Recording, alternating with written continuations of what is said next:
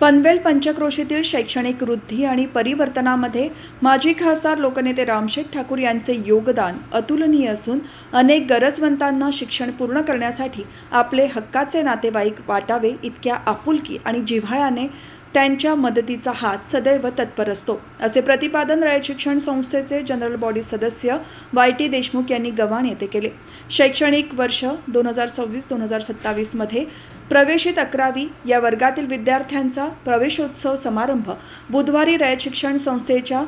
छत्रपती शिवाजी विद्यालय आणि जनार्दन आत्माराम भगत ज्युनियर कॉलेजमध्ये उत्साहात संपन्न झाला.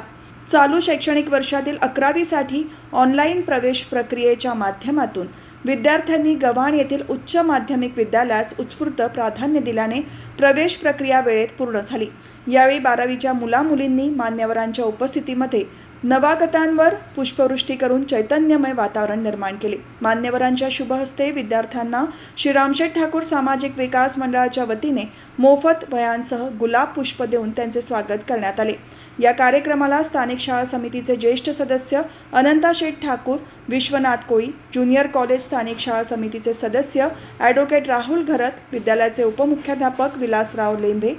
रयत शिक्षण संस्थेचे मॅनेजिंग काउन्सिल सदस्य Ravindra Bhoir, life worker Devendra Mhatre, junior कॉलेजचे विभाग प्रमुख संजय उगले, शिक्षक पालक संघाचे उपाध्यक्ष कुंदन मोकल, माणिक घरत,